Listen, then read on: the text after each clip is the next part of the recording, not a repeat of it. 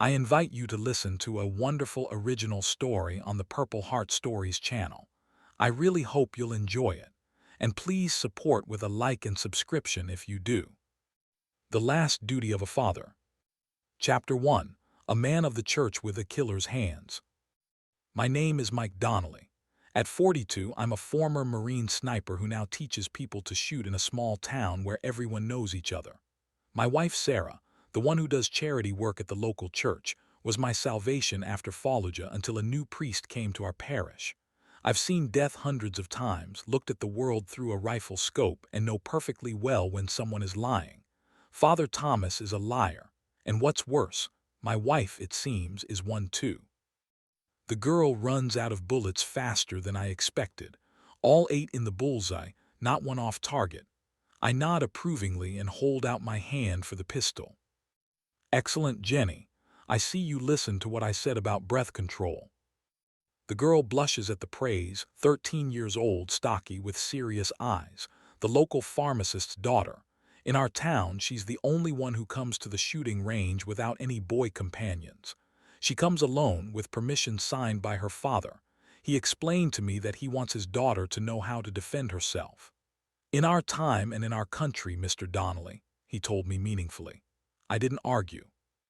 Breathe as if you're kissing, not as if you're dying, I tell the others as I unscrew the silencer from the training pistol. Stability is always more important than speed. The military knows this, but criminals don't. That's why we win. Someone among the kids smirks, the oldest no more than 15. 4 boys, all still young enough to listen to adults. A couple of years, and they'll decide they know everything better than others.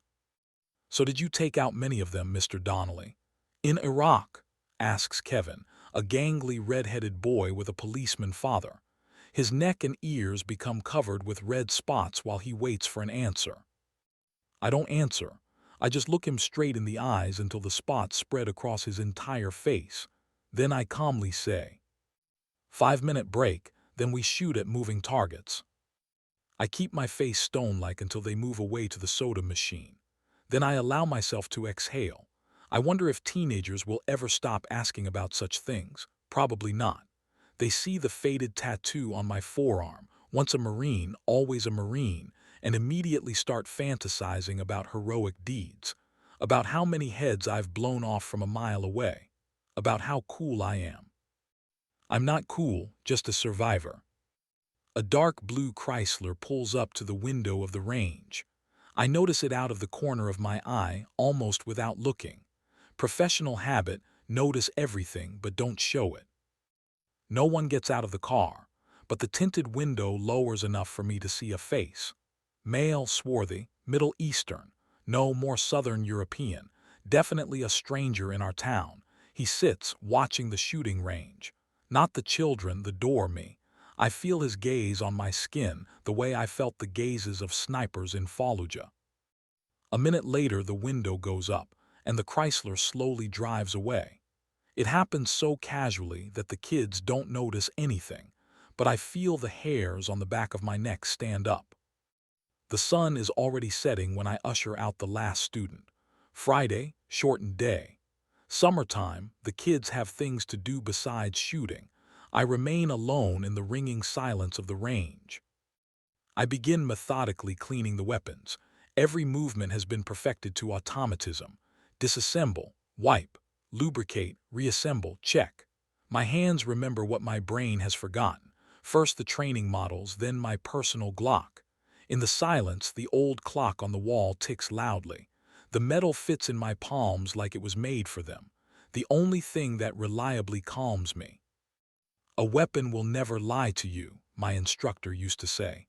It either fires or it doesn't, the most honest thing in the world. When I'm done with the weapons, I just as methodically check every inch of the place, every corner and cranny. Old paranoia, maybe, but so far it's helped me survive. Windows locked, alarm set, lights off. The range is ready for its evening sleep until the next day. The Chrysler doesn't leave my mind, but I don't allow myself to obsess over it. Our house is a modest 1-story building on the outskirts of town. where streets transition into country roads and those into pine forest. When I arrive, dusk is already enveloping the land, and a soft light glows in the windows. Sarah has returned from church before me. I kill the pickup's engine and just sit for a while, watching the smoke rising from the roof. If gunshots at the range calm me, then this smoke is the only thing that makes me truly happy. Smoke from the chimney means Sarah in the kitchen, home comfort, something stable in a chaotic world. She opens the door before I can insert the key, as if she's waiting for my return every time. "Oh, you're just in time. I've just taken a pie out of the oven," she says with a smile. Sarah's smile is the most beautiful thing I've seen in my 42 years. "Blueberry?" I ask, kissing her on the cheek. She smells of vanilla and something else, something new. Perfume. I don't recall buying her that one. "Apple, blueberries are scarce this year because of the drought. At least, that's what they told me at the shop." She turns away and I notice a subtle change in her behavior. Movements that are too hasty, too often fixing a strand of hair. Sarah is nervous. There's nothing strange about it. She's naturally anxious, always worrying about little things. And yet, during dinner, she talks more than usual. Chatters, telling me about parish affairs, about the charitable initiatives of the ladies' committee, about how the aging rector has finally gotten an assistant. You can't imagine what a relief it is for Father Anthony. He can barely move with his bad knees, and the new priest is so energetic, so modern. Something flashes in Sarah's eyes that I haven't seen in a long time. Enthusiasm. "On Sunday you'll definitely come with me to the service, right, Mike? I want you to meet Father Thomas." "Of course," I reply, though I have nothing against old Anthony. Maybe the church really does need new blood. I don't attend services as often as Sarah would like. After the war, I have a complicated relationship with God. Sometimes I feel I've seen too much to believe in His mercy. "A strange car stopped by the range today," I say casually. "Dark Chrysler, 3 strangers. They just sat there looking at the building, then drove off." Sarah's fork freezes halfway to her mouth. "Strangers in our town, do you think? Something criminal?" "I don't know, it just looks strange." "Maybe tourists who got lost." Her voice sounds a bit higher than usual. Though who would come here as a tourist, right? She laughs nervously, then suddenly becomes very serious. "Were you careful with the children and everything else?" "You know I'm always careful." Sarah nods, but something in her eyes troubles me. 4 years of marriage, not that long, but enough to learn to read her face. "You don't need to worry," I say. "It probably doesn't mean anything." "Of course," she quickly replies, but I see her small hand crumpling the napkin under the table. Sarah always gets nervous when strangers appear. This started about a year ago, fear of outsiders. I didn't give it much importance, attributing it to nerves or news about crime that she watches while I'm at the range. We met shortly after my return from my last deployment. She had come to town for a distant relative's funeral and ended up staying. She got a job at the local library. We met in a cafe where I was looking through newspapers for work. She sat at my table because there were no free ones. 2 months later, I proposed to her. 3 months later, we were married. Quick, unusually quick for someone like me, a man who could lie in ambush for months, waiting for the perfect moment to shoot. But with Sarah, everything was different. She was the light that drove away the demons haunting me after the war. Or at least, that's what I thought at the time. "The charity evening," she suddenly says, as if trying to change the subject. "This year we'll be raising funds for a children's hospice. Father Thomas suggested that church artifacts be displayed during the event. He says it will attract more visitors." "Good idea," I agree, though I don't really care. "Is there anything worth seeing?" "Oh yes," her eyes light up. "Recently, an ancient medallion of St. Francis was brought in for a temporary exhibition. It's encrusted with precious stones and is very, very valuable. You'll see. On Sunday after the service, okay?" I nod, not understanding why church artifacts evoke such enthusiasm in her, but deciding not to spoil the mood. Evenings when Sarah smiles have become too rare lately. Sunday comes too quickly. I put on my only decent suit bought for someone's funeral a few years ago. Sarah looks beautiful, blue dress, hair neatly gathered in a bun, the necklace I gave her for our anniversary. In her entire appearance, I sense something new, some restrained energy, as if she's performing on stage, playing the role of an exemplary wife. Maybe I'm too suspicious. The sniper profession makes a person paranoid. We see threats where there are none. The church in our town is an austere white building with a high spire, visible from almost everywhere. Inside, it smells of incense and wood polish. Sunlight penetrates through stained glass windows, coloring the floor with bright spots. We sit closer to the altar than I would prefer. I don't like being the center of attention, even in church, especially in church. Between me and God, there's too much left unsaid. The service begins, and I immediately notice the difference. If old Father Anthony hummed monotonously like a bumblebee, causing half the congregation to doze off, the new priest speaks energetically, often changing intonations, looking into the eyes of everyone he encounters on his way. Father Thomas is younger than I expected, barely older than 35. Dark hair neatly trimmed, olive-toned skin in his eyes, a strange mixture of sincerity and vigilance. His sermon is good, about the need for forgiveness and mercy, with a couple of well-placed jokes that evoke restrained laughter from the congregation. For a moment, I catch myself thinking that such a priest could bring me back to the church. But something bothers me, although I can't pinpoint exactly what. After the service, Sarah drags me to the altar, where Father Thomas is chatting with elderly parishioners. "Father Thomas, allow me to introduce my husband, Mike," she says with such pride, as if I'm some prize she's won. The priest turns around and our eyes meet. For a fraction of a second, no more, I notice a strange expression in his eyes, evaluating, almost like a sniper determining if a target is worth the shot. Then it disappears, and he smiles, extending his hand. Finally, I meet the husband of our tireless Sarah. She has told me so much about you that I feel as if we already know each other. I shake his hand, and this handshake is not at all what I expected from a man of the church. Not soft, not limp. The grip is firm, the palm calloused from hard work. This is usually how farmers, mechanics, or fighters shake hands. "Likewise, Father," I say, trying not to show my surprise. "Sarah has told me a lot about your influence on the parish." I notice that Sarah and the priest exchange a long look that lasts a second longer than it should. There's some secret message in it, understandable only to the two of them. It's not flirtation, something else deeper, almost like complicity. "Mike owns a shooting range," says Sarah. "He teaches children how to safely handle weapons." "Is that so?" Father Thomas's voice shows genuine interest. "Sounds unusual for our quiet town." "Everyone should know how to defend themselves," I reply. "Even from God." In his question there's a joke, but his eyes remain serious. "Especially from him," I retort, and Sarah laughs nervously, as if trying to diffuse the sudden tension. "You know, Father Thomas, you should visit Mike's range sometime," she suggests. "Many in town stop by to get acquainted with the local business." "With pleasure," nods the priest. "I haven't shot in a long time. I mean, I've never tried. It could be an interesting experience."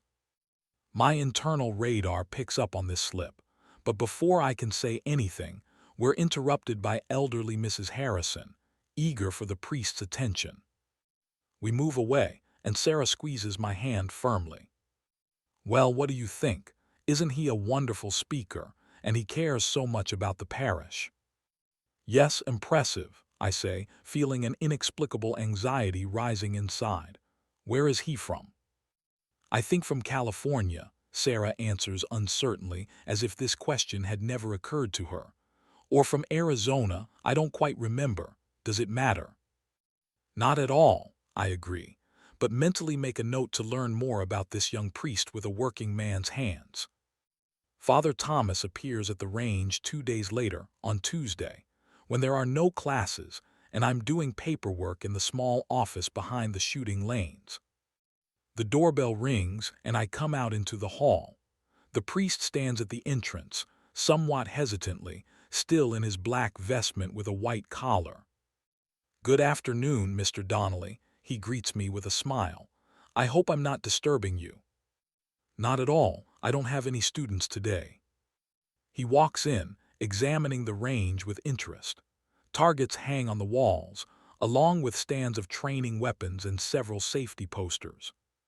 "Very neat you have it here," he remarks. "Not what I expected to see at a shooting range." "And what did you expect? Gunpowder smoke and cowboys shooting in all directions." I smirk. "Something like that," he smiles back. "How many students do you have?" "About 20 regulars. Another 20 or so come occasionally." "Children?" "Mostly. There are a few adults who have never held a weapon before but decided to learn for self-defense." He nods, approaching closer to the weapon stand. "You served right," Sarah mentioned. "Marine Corps, 3 tour in Iraq," I answered dryly, feeling the muscles in my back tense. I don't like talking about this with outsiders. "Was it hard to return?" There's a strange note in his voice, almost like sympathy, but not quite, as if he's actually asking about something else. "It's been easier," I reply evasively. He stands, examining the training pistols behind the glass, and I suddenly make a decision. "Would you like to try, Father? First lessons free." He turns to me, and for a moment his face is distorted by something resembling fear. But it quickly passes, replaced by a polite refusal. "Oh no, I don't think that would be appropriate." "Why? Does the fear of God forbid shooting at targets?" I tease, not knowing why. "Not exactly," he smiles, but the smile doesn't reach his eyes. "I've just never been good at such things." "I think you're underestimating yourself," I say, taking the key to the display case. "Come on, Father, one shot. You can't study your flock without understanding what they do." It's a strange argument, but surprisingly it works. Father Thomas slowly nods.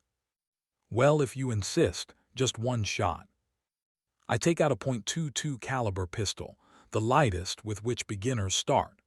I explain the basic safety principles, show him how to hold it, how to aim. He listens with such attention as if I'm reading the Bible. When I hand him the weapon, something strange happens. His hands freeze for a second, as if in hesitation, and then take the pistol the way professionals hold it. Not awkwardly like a student, but confidently, with the right grip. But his hands are noticeably trembling. I notice another oddity. He mechanically checks the chamber with his index finger, not his pinky, as all professional shooters do. This is a small but critical mistake that no one who has undergone professional training would make. As if he knows how to handle a weapon, but learned it not in the police or army, but somewhere else. "Are you all right, Father?" I ask, noticing the paleness that has appeared on his face. "Yes, of course," he quickly replies, "just a bit nervous." I help him take the proper stance and he fires. The bullet hits the exact center of the target, a perfect shot for a beginner, too perfect. Father Thomas looks at the target with a strange expression, a mixture of pride and anxiety. Then quickly, almost abruptly, returns the pistol to me. "Impressive for a first time," I say, carefully observing his reaction.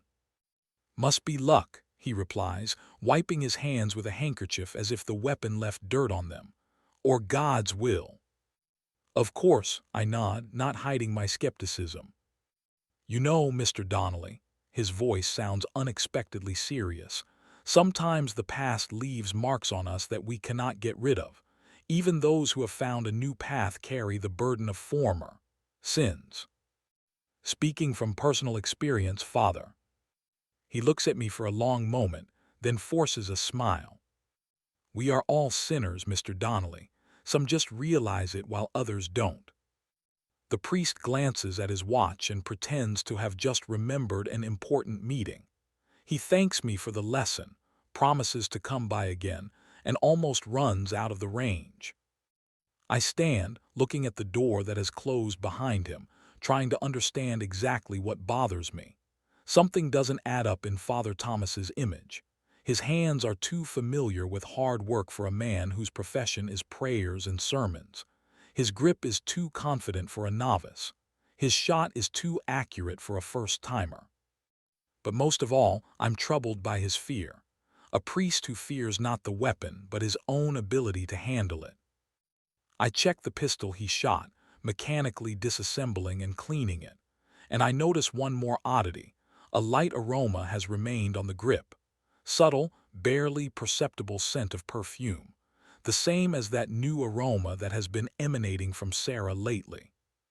The local diner, Betty's, is the only place in our town to eat outside of home. Old-fashioned interior, worn red couches, the daily special written in chalk on a board. I sit by the window, pondering over eggs with bacon, when the bell above the door rings.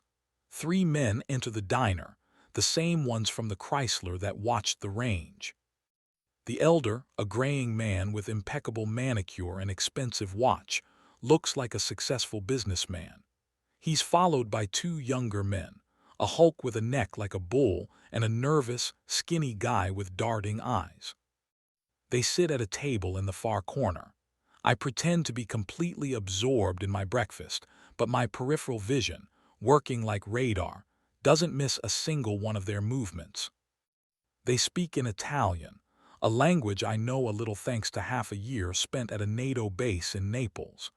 Their conversation is muffled, but I catch individual words. Cercare, to search. La reliquia, relic. A traditor, traitor. They are definitely looking for something or someone.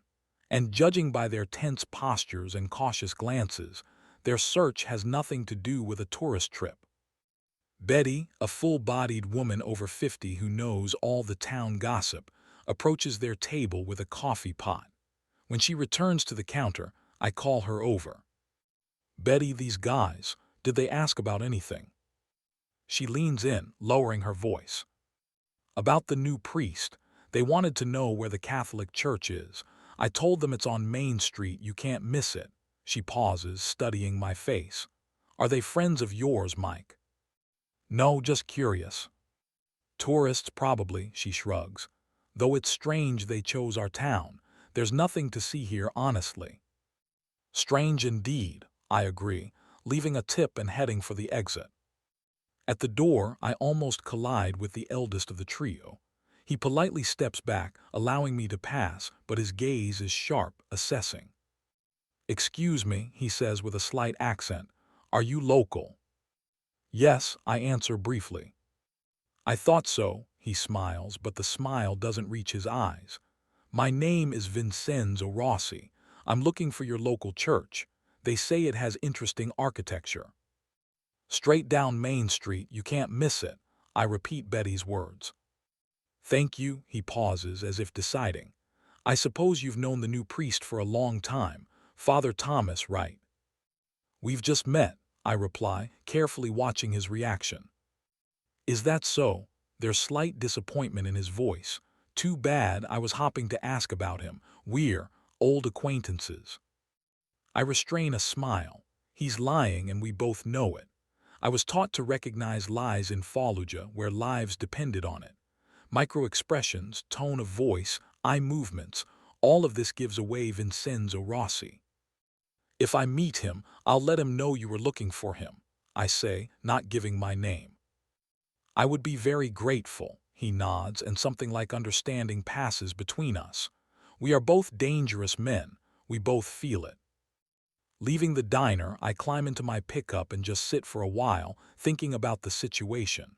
3 strangers speaking Italian, asking about a priest and some relic. A priest who is too good at handling weapons. My wife, who has suddenly become more nervous, more distant, more secretive. Something is happening in our small town. Something that could disrupt the peace I've earned so hard. Evening descends on our yard like a heavy blanket. I sit on the back porch, mechanically cleaning my old hunting rifle. My hands work by themselves, while my brain sorts through all the strange occurrences of recent days. Sarah is in the kitchen preparing dinner. Through the open window comes her humming. She's singing some church song. 4 years lived together, and I still can't believe she chose me, a life-battered veteran with a heavy past and an unclear future. My phone vibrates. A number with Virginia area code, Carson Willis, an old Army buddy who, after leaving service, got a job at a private security firm with government connections. Haven't heard from you in a while, Donnelly. His voice sounds as raspy as it did 10 years ago in the desert. Indeed, it's been a while, I reply. How are you doing, Carson? Alive, healthy, no complaints about life. And you? All good. So why are you calling? He asks directly. You never call just to chat. I hesitate for a second. I need to make inquiries about someone, unofficially. Someone shady appeared in your quiet town. Possibly. What kind of person? Carson asks businesslike. A priest, Catholic, name's Thomas. Don't know the last name. Recently appeared in our parish. He's about 35–40 years old, dark hair, olive skin, probably of Southern European origin. And what's wrong with him? He shoots too well for a man who supposedly has never held a gun. And he gets nervous around weapons, not because he's afraid of them, but because he's too familiar with them. Carson whistles. Interesting cleric, is that all? 3 Italians came to town and are asking about him. One introduced himself as Vincenzo Rossi. Rossi, there's tension in Carson's voice. That could be a problem. Why? Let's just say it's not the kind of name you want to hear in a small, peaceful town. I'll make inquiries, but be careful, Donnelly. If the Italian mafia is involved. You think that's possible? I lower my voice, hearing Sarah approaching the door. Anything's possible. Give me a couple of days. I end the conversation as the door opens, and Sarah comes out onto the porch. Who were you talking to? She asks, trying to sound casual, but I hear a note of anxiety in her voice. An old friend from the Army, I reply. Carson Willis, remember I told you about him.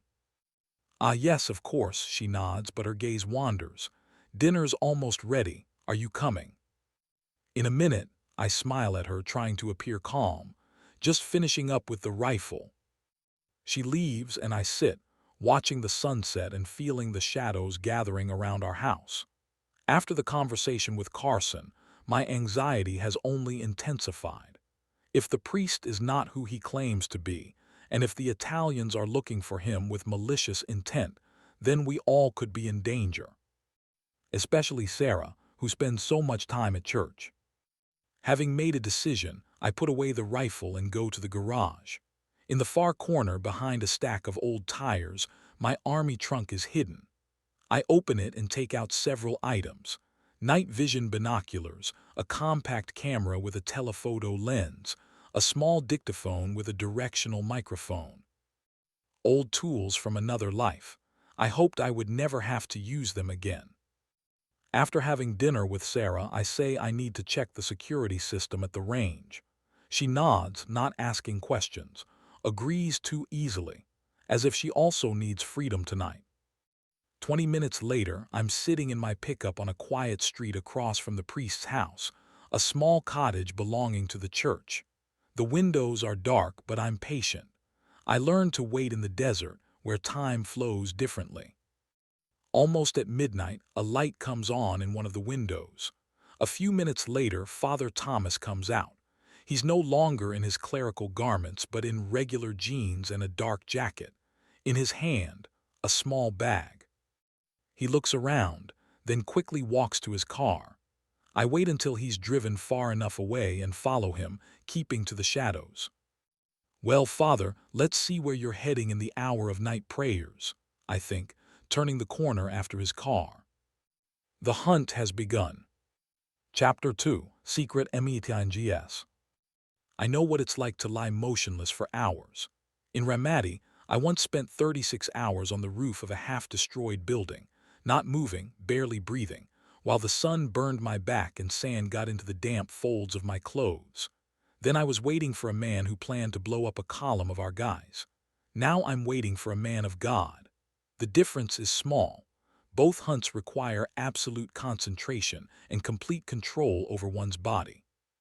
The priest's car drives unhurriedly, as if taking a stroll. I keep at a safe distance with my lights off. The moon is bright tonight and gives enough light to follow the deserted road. The city is left behind. Asphalt gives way to gravel, then to a country road leading to the forest. Father Thomas turns onto a barely visible path between the trees. I drive past, park a little further on, and return on foot, instinctively choosing a path where branches won't crunch under my feet. The night envelops me like an old acquaintance. Ahead between the trees appears the silhouette of a hunting cabin. I know this place, an abandoned ranger's hut that local hunters sometimes use during the season. Few people come here, especially at this time of year, an ideal place for a secret meeting. I circle the cabin in a wide arc, finding a position on a small hill that provides an excellent view.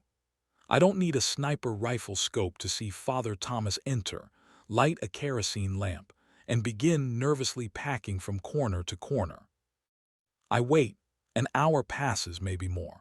I don't look at my watch. In an ambush, time is measured differently. The priest doesn't look at his watch either, but his impatience is betrayed by the nervous habit of constantly tugging at his sleeves. He has changed clothes. Now he's not in clerical attire, but in ordinary jeans and a dark t-shirt. He no longer looks like a priest, more like an ordinary man waiting for a date. The sound of an engine breaks the forest silence. The headlights of an approaching car cut through the darkness like a knife through butter. The car stops next to the priest's vehicle, and I raise the binoculars to my eyes. The door opens, and I feel the ground disappearing from under my feet. Sarah gets out of the car, my wife. In the first second, I refuse to believe my eyes.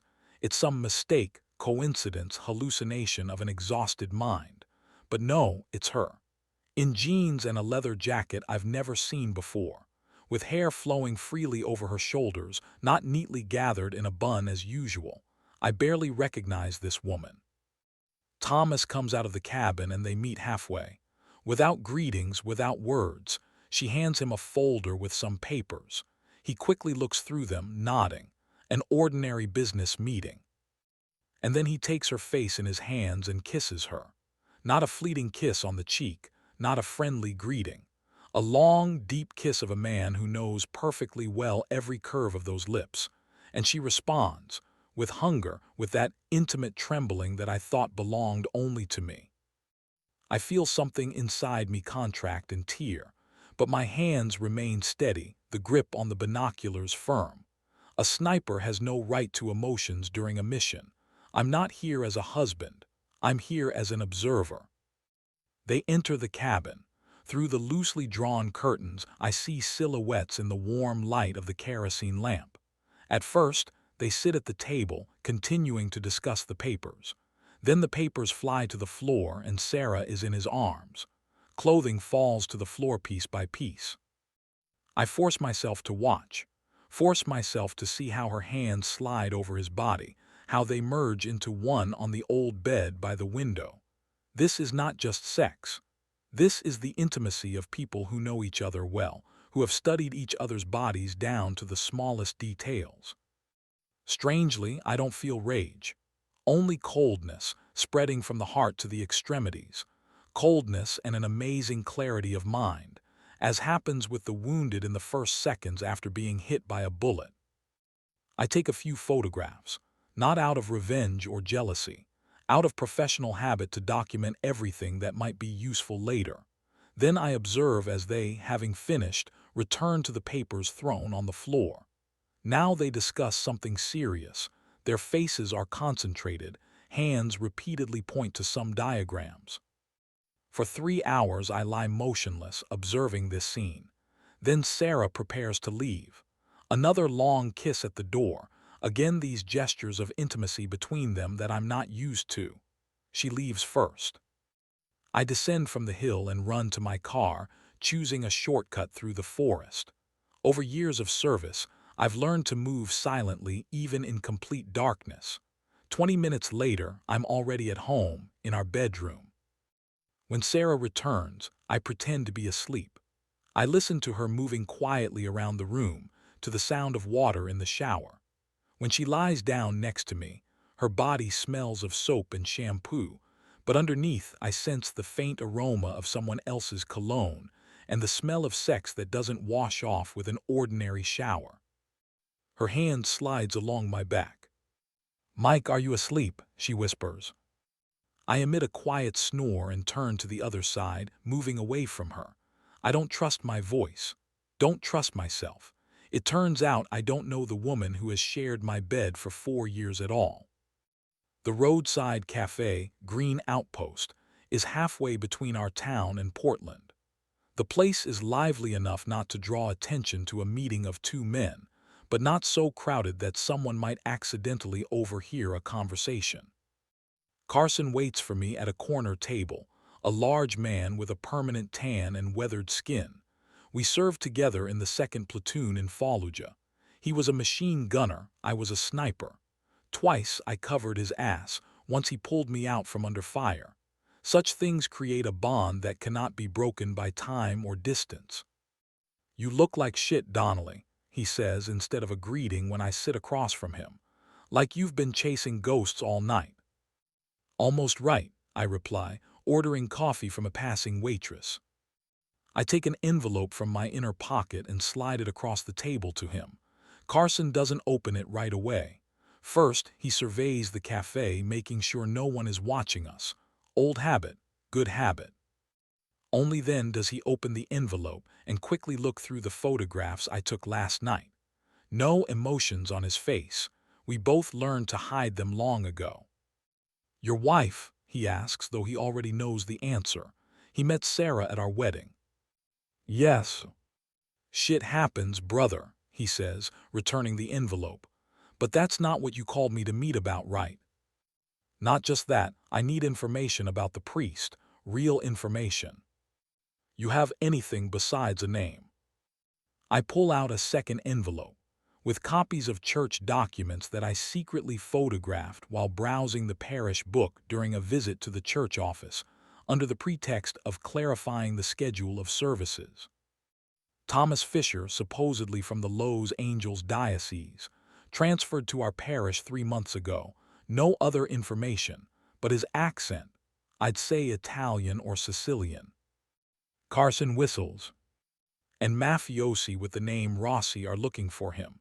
This is no coincidence, Mike. This is a fucking alarm bell." He orders himself more coffee and looks me straight in the eyes. "It's not just about the priest, right? It's personal." I nod. Carson is smart enough to connect the dots. "What do you plan to do?" he asks. "First, find out the truth. And then I'll decide." We both know what this means. There are problems that require a final solution. I solved such problems in Fallujah, and I can solve them here if necessary. "I'll make inquiries," says Carson. "Just keep your head cool, Donnelly. Don't do anything stupid." He pauses. "And remember, if this guy is connected to Rossi, then he's dangerous, very dangerous." When Carson leaves, I notice a familiar face at a distant table. Paolo, the skinny Italian, one of the trio that was watching the range. He pretends to be absorbed in his breakfast, but I see how his eyes follow me with quick, furtive glances. I pay and deliberately walk past his table, feigned clumsiness, and I drop a napkin right at his feet. Bending down to pick it up, I overhear his muffled phone conversation. Yes, it was him, the American. "He's been asking questions. He's looking." I don't catch more. Paolo notices me and abruptly switches to English, saying something about the weather. But it's enough. They're watching me just as I'm watching them. Leaving the cafe, I notice his car, the same dark blue Chrysler. Instead of going home, I head in the opposite direction, knowing he'll follow me. And indeed, in the rearview mirror, I see him hurriedly exiting the cafe and getting into his car. I drive slowly, allowing him to follow me. After 15 minutes, we find ourselves in the neighboring town, and I choose the road to the Blue Pine Motel, an old roadside establishment where I've never been. Driving by, I slow down enough to notice two familiar faces in the parking lot. The elder, Vincenzo Rossi, stands at the entrance to one of the rooms. Next to him, the hulking Marco, smoking a cigarette. They exchange brief phrases with some local policeman. Now I know where the Italians are staying, and I have a feeling that the police won't be of help to me if things go bad. The call from Carson comes the next day. Not to my regular phone, to an old prepaid mobile that I kept from the days of service, when we didn't trust standard communication channels. "Are you alone?" he asks without preamble. "Yes, at the range. No one nearby." "Good. Listen carefully." Carson's voice drops to a whisper. "The information is very scarce, and I can't vouch for its accuracy. But according to my contacts, your priest might be Antonio Vercetti." "Who is he?"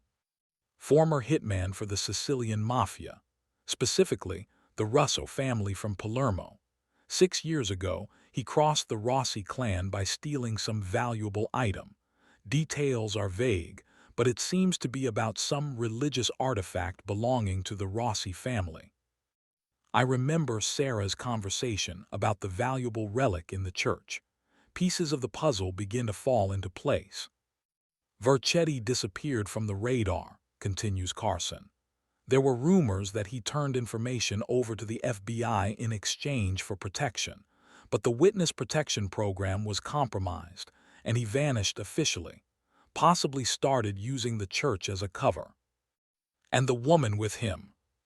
A pause. Carson hesitates. "Even less information about that. There are mentions of a woman named Eleonora, possibly his girlfriend or accomplice, but no photographs, no specific data." "I see," I say, processing the information. "Mike, I strongly recommend you contact the FBI. If this man is indeed Vercetti and Rossi are looking for him, then the situation could become very dangerous." "I'll think about it," I reply, though I already know I won't do it. At least not until I understand what role Sarah plays in all this. "Don't wait too long," there's concern in Carson's voice. "And be careful, very careful." After the conversation, I drive home, but halfway there I notice a black sedan that too persistently stays behind me. At the wheel, Marco, the bull-like thug from Rossi's company. He doesn't even try to hide his surveillance, keeping at a distance of just 2 cars behind me. I calmly drive past the turn to my house and exit onto an old industrial road leading to abandoned warehouses. The road is deserted and Marco reduces the distance. He doesn't know I've noticed him, doesn't know that I've studied this road well. I often train in extreme driving here. I suddenly increase speed, then at full throttle perform a maneuver we called fishtail, a sharp 180-degree turn with simultaneous switching off and on of the headlights. For a second, Marco loses sight of me, and when he spots me again, I'm already racing in the opposite direction. He tries to repeat the maneuver, but his car skids and he loses control, crashing into a roadside ditch. I don't stop to check on him. At such speed, the accident is hardly serious, but it will give me the necessary head start. I take circuitous routes, winding through town alleys, making sure no one is following me. Finally deciding I've confused my trail enough, I return to the center of town. Driving past the church, I see Sarah exiting through a side door. It's 2 in the afternoon. Usually at this time she works at the library. I stop far enough away so she won't notice me and observe. Sarah looks around as if afraid someone might be watching her. Her movements are jerky, nervous. She gets into her car and drives off in the direction of home. I don't follow her. Now I need to check something at the church. The Blue Pine Motel is no different from thousands of similar establishments across America. Cracked asphalt parking lot, faded sign, endless humming of soda and ice machines. A perfect place for people who don't want to be noticed. I park half a block from the motel in a diner parking lot. I take a baseball cap and sunglasses from the glove compartment, minimal disguise to avoid drawing attention. Then I grab a bag with equipment that I extracted from my old army trunk from the back seat. In the bag, a compact but powerful telephoto lens for my camera, a directional microphone, and a small digital recorder. Tools from another life, but they still work. I find a position in a small park across from the motel, sit on a bench, and pretend to be reading a newspaper. In reality, I'm watching the door of the room where the Italians are staying, waiting. After 40 minutes, a police car appears. The same officer I saw earlier gets out, young, not older than 30, with a cocky smile.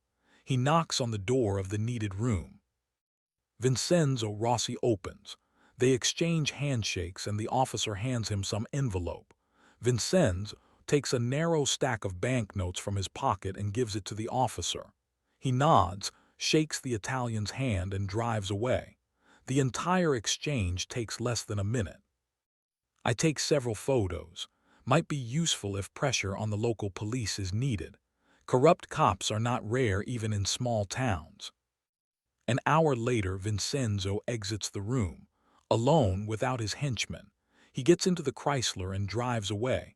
I follow him at a safe distance. He heads downtown, stops at the local bank, goes inside, comes out 15 minutes later, then drives to a jewelry store, a small establishment owned by old Simmons, who buys and sells antiques and jewelry. I stop across the street, within viewing range but out of Vincenzo's sight. Through the store window, I see him talking to Simmons, showing him some photograph. The old man's face changes dramatically, from the usual friendly expression to a mixture of surprise and awe. Whatever is in the photo, it made a strong impression on Simmons.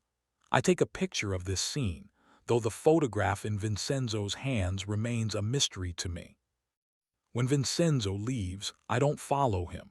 Instead, I head to the range to gather my thoughts and check the surveillance cameras. I installed them after buying the place as a simple security measure. Approaching the range, I notice that the door is ajar. I definitely remember locking it before leaving. Instinctively, my hand reaches for the gun under my jacket. Inside, traces of a hasty search. Nothing stolen, but the desk drawers in the office are pulled out, document folders mixed up. Someone was looking for something and didn't particularly care about hiding their presence. I check the surveillance camera footage. It clearly shows Marco and Paolo entering through the back door, using some primitive lock-picking tool. They methodically search the office, going through every document, checking every folder. Judging by their gestures, they didn't find what they were looking for. I wonder what exactly they hoped to find. Something related to the priest, or something related to me. I returned to the hunting cabin that same evening, this time with a full set of surveillance equipment. A directional microphone capable of picking up conversations through glass. A night vision device that allows me to clearly distinguish silhouettes in the dark. A recorder for recording. Again, I take a position on the hill. I don't have to wait long. This is clearly their regular meeting place. Sarah arrives first, the priest, 10 minutes later. They enter the cabin, and I adjust the microphone to the window where the curtains are not tightly drawn. The sound quality isn't perfect, but sufficient to make out most of the conversation. "Too risky," says Sarah. Her voice sounds different than usual, harder, with a slight accent I've never noticed before. "Rossi are already in town, they could find us at any moment." "We still have time," the priest replies. There's nervousness in his voice. "The charity evening is in 3 days. We'll take the relic and disappear. And if something goes wrong, then we have a backup plan, as always." Through the gap in the curtains, I see them moving around the room. Sarah nervously walks from corner to corner. The priest sits at the table, sorting through some papers. Then she approaches him from behind, embraces him, kisses his neck. He turns to her. "We're almost at the goal, Annie," he says, using a name I've never heard. "A little more and we'll be free." "If only your suicidal plan works," she replies bitterly. "It will work if there are no obstacles." They start kissing, and for a minute the conversation stops. I wait, trying not to think about what I'm seeing and hearing, trying to remain a professional, not a jealous husband. When they finally pull away from each other, the priest says something that makes my blood freeze. "He's too observant, Annie. If problems start, he'll figure it all out. We need to get rid of him before it gets too hot around here." "You're talking about killing my husband." Sarah's voice sounds tense. "Are you crazy? We've never gone that far." "And what do you suggest? Wait until he figures everything out, or until Rossi find us. Choose either him or us." A heavy pause hangs. I see Sarah turning away, approaching the window. For a moment, it seems to me that she's looking right at me, though I know that's impossible. I'm well camouflaged, and in the darkness she can't see an observer on the hill. "All right," she finally says, "but let's do it cleanly. No traces, no blood." As always, the priest approaches her, embraces her from behind. "You know I hate blood." "I know," she turns to him. "Our last job, then new names, new life, you and me as we've always dreamed." "You know I love only you," he says, kissing her on the forehead. "He was just a cover like all the others." They discuss the details of the plan, but they speak more quietly, and the microphone picks up only fragments of phrases. Something about sleeping pills in wine, about an accident, about how no one will look for evidence because everyone will think it's a suicide of a veteran with PTSD. Me. They're planning to kill me. At this moment, I realize that my life has ceased to be my own. It has become a bargaining chip in someone else's game. I return home before Sarah and immediately begin my search. I don't know exactly what I'm looking for, but I'm sure, in this house, there must be evidence of her double life. I start with the most obvious, her drawers with clothes. Nothing. Then I check all possible hiding places, behind pictures, under floorboards, behind baseboards. Nothing. Then I remember the old suitcase she keeps in the attic. "Sentimental items," she said once when I asked about it. "Memories of family." The suitcase is locked, but the lock is primitive. I open it in seconds, using skills acquired during service. Inside the suitcase, neatly folded clothes. Underneath, a solid false bottom. I pry it with a knife and it yields, revealing a hiding place. What I find there finally destroys any illusions about the woman I'm married to. Passports, not one, not two, a whole stack. Different names, different countries, but on all of them her face. Eleonora Vinci, Anna Morley, Sarah Donnelly. How many more names has she had? Among the documents, a marriage certificate. Not ours. In it, Eleonora Vinci and Antonio Vercetti are declared husband and wife. The date, 3 years before our own wedding. The certificate looks authentic, with seals and signatures. Deeper in the hiding place, a plan of some building. I unfold it and realize it's a detailed diagram of our church with a marked hiding place under the altar. Next to the plan, photographs of some medallion with precious stones. The same one Sarah talked about, the relic that Rossi are looking for. The next find makes me freeze. A whole stack of photographs, Sarah and the priest together. Not just together as lovers, as a couple. In Venice, in Rome, in Barcelona. The images span years. In some they are quite young, she's barely 20. In others they are as I know them now. Years-long relationship, not a casual affair. At the bottom of the hiding place, encrypted notes and a phone I've never seen before. It takes me time to crack the password, but when I do, I find dozens of messages between her and the priest. They're full of code words and references that I don't fully understand, but the general meaning is clear. They're planning some major heist, after which they'll disappear forever. The last job, she writes in one of the messages. Then just you and me, as it always should have been. I sit on the attic floor, surrounded by evidence of betrayal, and feel a strange numbness. Part of me wants to scream, break things, seek immediate revenge. But the stronger part, the soldier who survived the hell of Fallujah, analyzes the situation with cold clarity. My wife is not who I thought she was. She and her lover are planning to steal something valuable from the church, then kill me and disappear. The Italian mafia is hunting them both because of some relic they may have stolen earlier. And I found myself at the center of this storm, unaware of its existence until yesterday. I carefully return everything to its place, trying not to leave traces of my search. Then I go down to the bedroom and wait, sitting in the dark. My phone vibrates, an incoming call. The screen displays Diaz, FBI. I don't know any Diaz, but the abbreviation itself makes me alert. At this moment, I hear the turn of a key in the front door lock. Sarah has returned home. Chapter 3: Truth and Fire. I meet Agent Diaz in the city park, where at 5 in the morning there's no one except old men with dogs and early rising joggers. He finds me easily.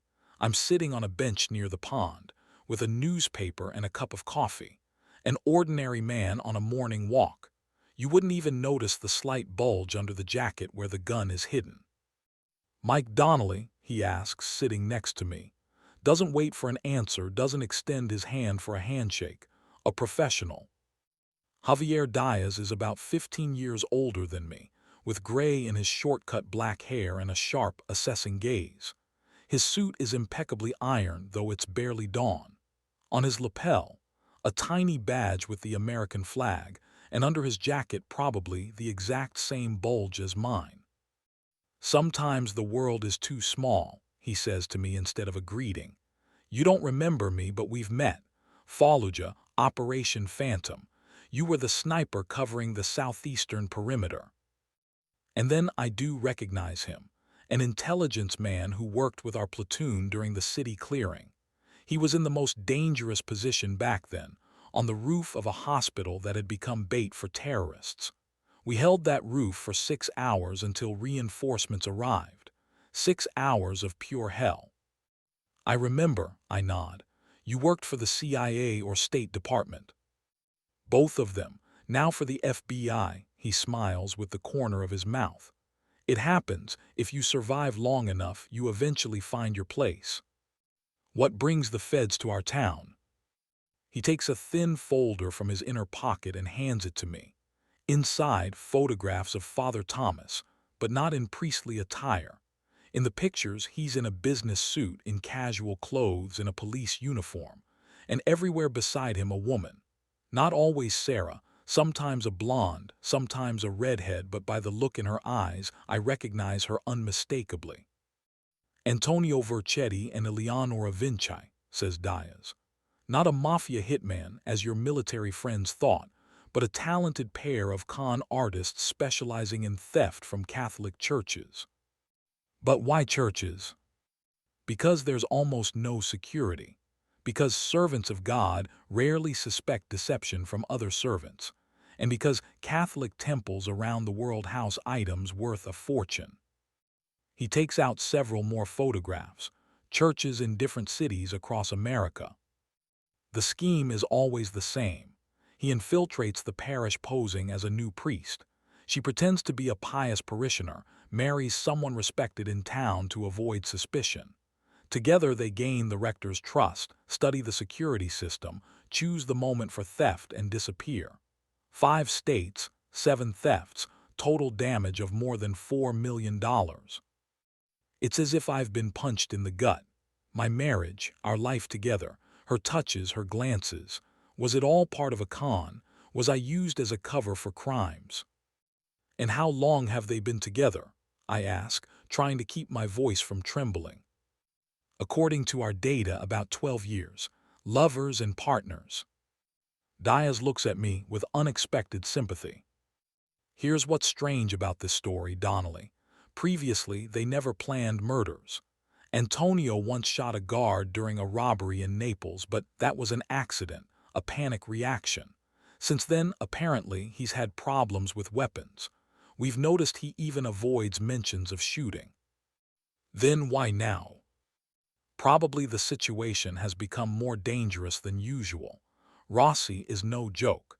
If they're looking for Vercetti and Vinci, it means we're talking about something bigger than ordinary theft. I tell him about the overheard conversation, about the murder plan, about the discovered documents. Diaz listens without interrupting.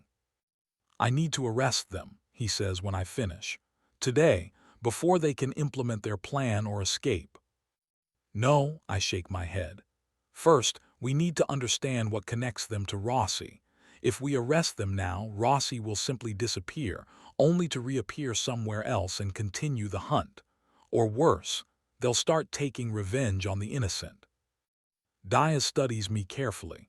By his look, I understand. He's assessing how well I control my emotions, how clearly I can think despite the betrayal. You're suggesting using them as bait for Rossi. I'm suggesting using everyone as bait for everyone, I reply, and find out what relic stands at the center of this story. Diaz drives his inconspicuous Ford down the empty morning streets. We're heading to the local library, the only place where we can find information about our church and its history. Are you sure it's worth leaving her unobserved? He asks, referring to Sarah. She might escape while we're gone. She won't run, I reply, looking at the roadside trees passing by the window. The charity evening is tomorrow. They won't leave empty-handed, and for the theft, they need to wait for this evening. We park a block from the library and enter through the back door. Old Mrs. Perkins, the librarian, always leaves it open for early visitors. Diaz looks out of place here, in his pressed suit amidst dusty old books. First, we need to understand exactly what they want to steal, I say, heading to the shelves with local history literature. After an hour of active searching, we have a general picture. Our Church of St. Michael was built in 1892 by Irish immigrants, a modest building with a not-so-wealthy parish. Until recently, nothing particularly valuable was kept there: ordinary church utensils, several old icons of local significance. But 2 months ago, the situation changed. Here, Diaz points to an article in the local newspaper. The medallion of St. Francis will be exhibited at St. Michael's Church for 3 months as part of a traveling exhibition of religious relics. The article mentions that the medallion dates back to the 16th century and contains precious stones given to Pope Leo X by an Italian aristocratic family. There's no photograph of the relic in the article, only a vague description. Gold setting with rubies and emeralds in the center, a particle of the relics of St. Francis of Assisi. Sounds valuable enough to hunt for, I comment. Not just valuable, Diaz looks thoughtful. If this is the medallion I'm thinking of, then its collector's and religious value is immeasurable. It was considered lost during World War II. But then rumors appeared that the medallion ended up in a private collection. The Rossi family, I guess. Exactly. 5 years ago, several valuable items were stolen from their villa in Palermo. No official police report was filed, which is unsurprising for a mafia family. But in our circles, there were rumors about the heist of the century and a stolen religious relic that had been kept by the Rossi for decades. The picture gradually comes together. So that's what happened. Vercetti and Vinci stole the medallion from Rossi 5 years ago, then probably sold it to some collector. And now, when the relic ended up in our church as part of an exhibition, they decided to steal it again. Possibly found a new buyer who will pay more. And Rossi somehow learned where the medallion is and traced it to your town, picks up Diaz. Now they want to reclaim their property and take revenge for the humiliation. And the con artists and the mafia will converge tomorrow at the charity evening, I nod. Perfect time for theft, many visitors, commotion, No one will notice extra people near the altar. Diaz drums his fingers on the table. Now it's clear why they're so nervous, and why they suddenly decided to commit murder. Rossi are not people to joke with if they find Vercetti and Vinci. There won't be anything left of them, I finish for him. We sit in silence for a while, processing the situation. I have a plan, I finally say. We'll use the charity evening to catch everyone at once. Vercetti with his golden hands, my loving wife, and the Italians with their vendetta. And how do you propose to do this? We'll give them all what they want. The con artists, a chance to commit theft. Rossi, a meeting with those who robbed them, and we'll be waiting for the perfect moment to spring the trap. Diaz looks at me with new respect. Risky plan, but it might work, he pauses. However, we'll need backup. I'll call in a team from Portland. Only the most reliable people, I insist. I don't trust the local police. I've seen them communicating with Rossi. Agreed, nods Diaz. The team will consist of federal agents, but be prepared that your wife and her lover might not make it to trial if Rossi get to them first. I don't answer, looking at a photograph of the church in an old book. A small white building with a simple spire, similar to thousands of other American churches. Who would have thought it would become the arena for such drama? Diaz and I work on the plan in that same abandoned hunting cabin where I saw Sarah with her lover. It's strange, sitting at the same table where they discussed my murder, planning their arrest. Who would have thought life would take such a turn?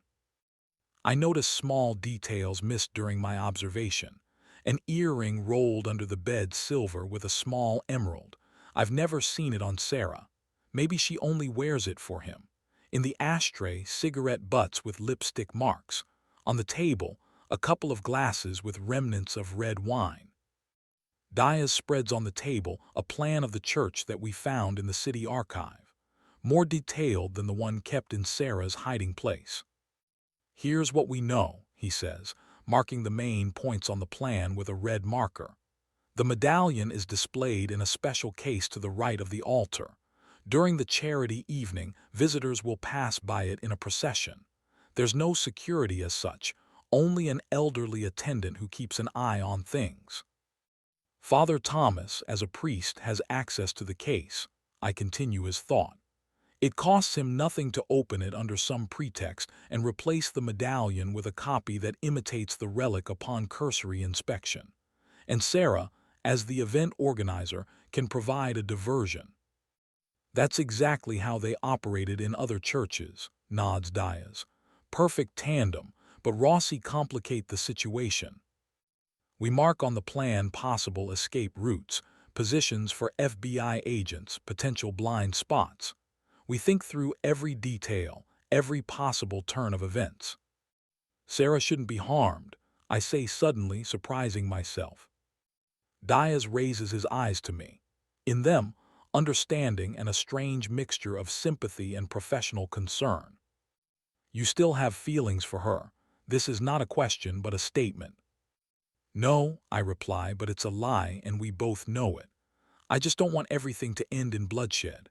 She deserves trial and prison, not a bullet from Rossi. Diaz sighs and sits across from me, putting down the marker. Listen, Mike, I understand what you're feeling. Betrayal by someone close is one of the most painful things a man can experience. But you need to understand and accept the truth. She's not who you thought she was. She was never your wife, only Antonio's lover. All these years she was playing a role, preparing for the moment when she could use you and disappear. His words hit me like bullets. Rationally, I understand he's right. But my heart refuses to accept that all our shared breakfasts, all the quiet evenings with books by the fireplace, all moments of intimacy were just an act on her part. I know, I reply, not looking him in the eyes. But that doesn't mean I want to see her dead. All right, he nods. We'll do everything possible to ensure the safety of all operation participants, but you must be prepared for the possibility that the situation might spin out of control. At this moment, Diaz's phone beeps, signaling a new message.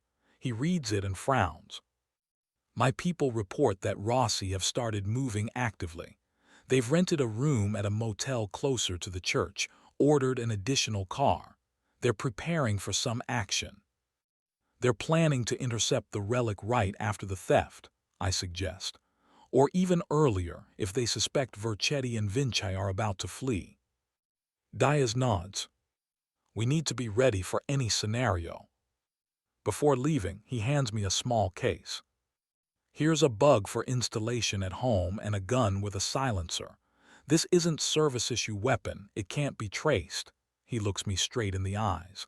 I hope it won't be needed, but if Rossi try to get to you or your wife before we can intervene. He doesn't finish the phrase, no need. Thank you, I simply say, taking the case. Be careful, Mike, and remember, sometimes what we consider love is actually just habit or fear of loneliness. With these words, he leaves, leaving me alone with the church plan and ghosts in the abandoned cabin. In the evening, I return home as usual. Sarah's car is in the driveway. Warm light glows in the windows.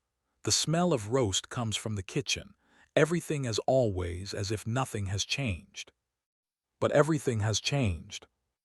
Now I look at our house with different eyes. Every corner, everything seems fake, props on the set of a movie about someone else's life. A life I never had. You're late, says Sarah when I enter the kitchen. She stands by the stove, stirring something in a pot. Her hair is gathered in a bun. She's wearing simple home clothes. My wife, the woman with whom I shared a bed for 4 years, the woman who is planning to kill me. Sorry, got held up at the range. Lots of paperwork. I lie easily, approaching her and kissing her on the cheek, as I've done hundreds of times before. Smells wonderful. Beef stew with vegetables, your favorite, she smiles. And a bottle of that red wine you liked so much last time. The wine she plans to mix with sleeping pills, or a more sophisticated and undetectable poison. I smile in return. Sounds wonderful. Give me 5 minutes to change. I go up to the bedroom, quickly change my shirt, then come back down to the kitchen. Sarah is setting the table, 2 place settings, candles, the wine bottle already open and breathing. We sit at the table and she pours wine into the glasses. I subtly observe her hands. No strange movements, no adding of anything. But perhaps the poison is already in the bottle. To us, she raises her glass. To us, I echo, but don't drink. I just touch the rim of the glass with my lips, simulating a sip. Sarah doesn't notice the substitution.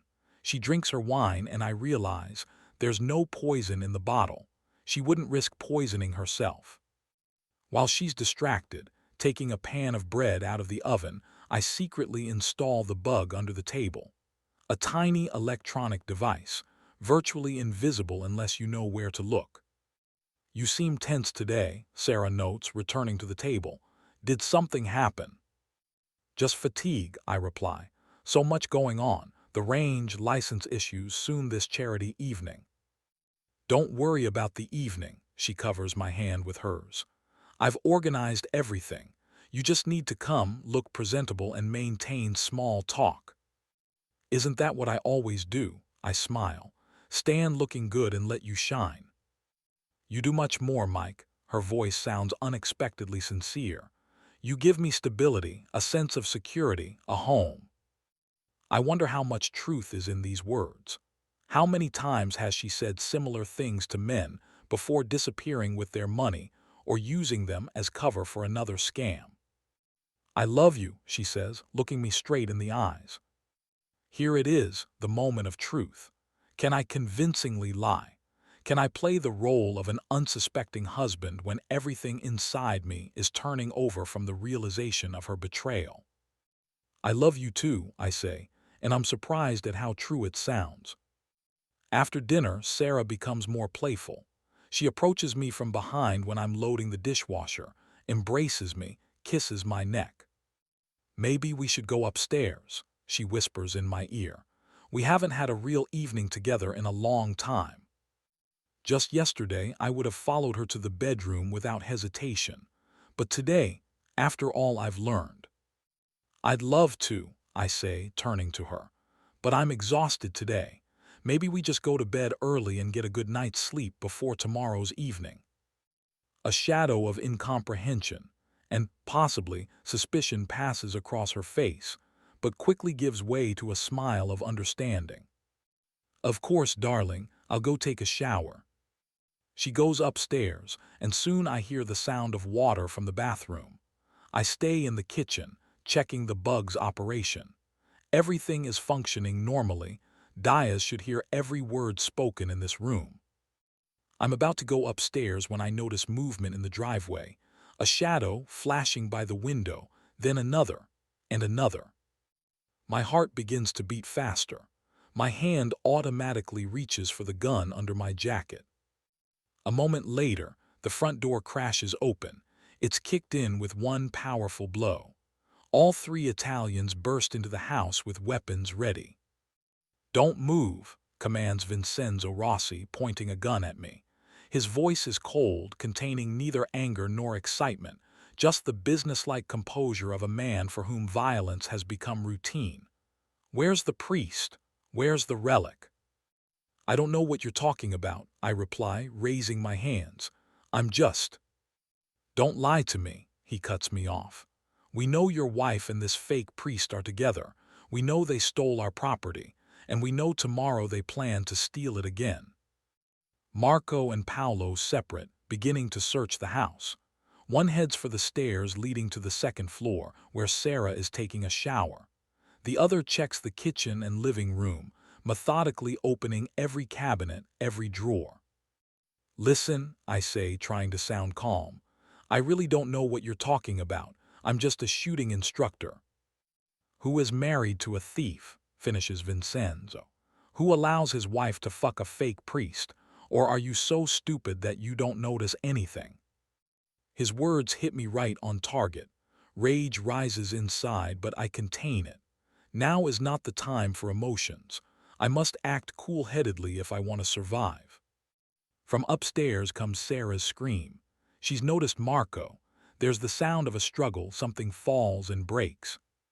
"Bring her here," Vincenzo orders, not taking his eyes off me. "And be careful, this bitch is more dangerous than she seems." Sarah appears on the stairs, wet from the shower, hastily wrapped in a towel. Marco roughly pushes her forward, pointing a gun at her back. In her eyes, a mixture of horror and fury, a red mark from a blow on her cheek. "Are you all right?" I ask, though I know she'll lie in response anyway. "Mike, this is some kind of misunderstanding," she replies in a trembling voice. "These people broke in." "Enough," Vincenzo cuts her off. "Your husband knows everything about you and the priest, about your plans, about the medallion." Sarah pales, shifting her gaze from Vincenzo to me. I see her brain feverishly processing information, trying to find a way out of the situation. "Mike, don't listen to him," she tries. "I can explain." "You'll explain later," I say, not taking my eyes off Vincenzo. "Right now I need to deal with our uninvited guests." "I'm asking for the last time." Vincenzo steps forward, his gun now pointed at my face. "Where's the priest? Where's the relic?" I could tell him the truth. I could explain that the medallion is still in the church, and the priest is probably in his home or the parish. But I'm not that stupid. As soon as they get the information, Sarah and I will become unnecessary witnesses. "I don't know," I say firmly. Vincenzo sighs with pretended regret. "Too bad, we'll have to talk more convincingly." He nods to Marco, who grabs Sarah by the hair and presses the gun to her temple. "Last chance," says Vincenzo, "or your beautiful wife gets a bullet in the head." At this moment, Sarah makes an unexpected move.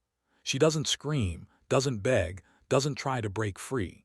Instead, she sharply elbows Marco in the solar plexus, simultaneously intercepting his hand with the gun. The movement is so quick and professional that I freeze in amazement for a moment. Taking advantage of Vincenzo's momentary confusion, I lunge forward, knocking him down. We fall to the floor, grappling for the gun. Out of the corner of my eye, I see Sarah twisting Marco's arm, forcing him to release the weapon. Paolo draws his gun but can't immediately shoot. Vincenzo and I are rolling on the floor, and he's afraid of hitting the boss. I manage to twist Vincenzo's arm and direct the gun away. A shot rings out. The bullet embeds in the wall. I knee him in the groin, then elbow him in the face. The gun falls from his hand and flies under the table. Sarah, meanwhile, has engaged in combat with Paolo. The towel has fallen, but this doesn't embarrass her. She fights fiercely and skillfully, like a professional fighter. Who is this woman? I've never seen her like this. The sound of breaking glass draws my attention. It's Marco, who's broken a window and is trying to escape outside. I begin to understand that the situation is spinning out of control. Vincenzo, taking advantage of my momentary distraction, hits me in the face. I taste blood in my mouth. He tries to reach for a knife in his boot, but I intercept his hand and twist his wrist until it cracks. He screams in pain. At this moment, the door flies open again, and Diaz bursts in with a gun at the ready. "FBI, everyone on the floor," he shouts. But Vincenzo isn't going to surrender. With his free hand, he pulls out a knife and lunges at Diaz. Diaz fires, but the bullet only grazes Vincenzo, who still reaches the agent and plunges the knife into his shoulder. Diaz falls, his gun flies to the side. Vincenzo is already preparing to deliver a fatal blow, but I manage to knock him down.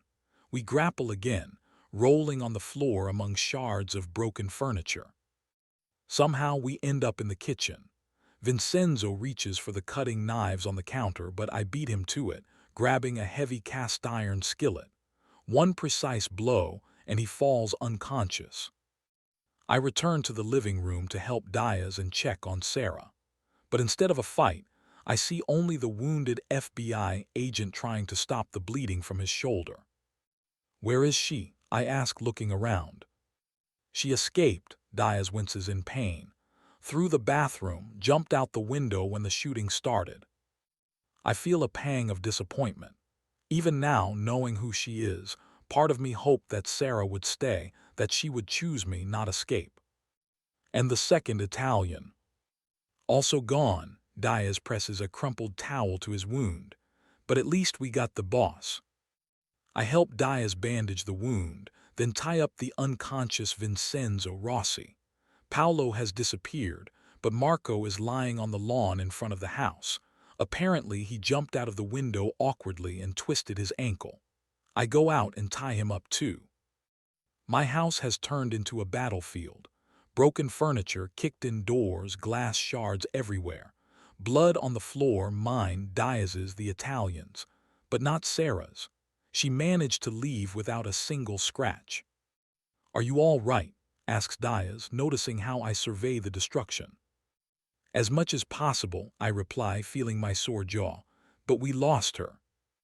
"We'll find them," Diaz says confidently, taking out his phone and calling for backup. "Maybe even sooner than you think." Backup arrives 15 minutes later, 2 inconspicuous cars with FBI agents. They take Vincenzo and Marco away, provide first aid to Diaz. "Nothing serious," says the doctor, examining the agent's wound. "The blade missed the artery, but you need to go to the hospital for a more thorough examination." "Later," Diaz waves it off. "First, we need to finish the operation."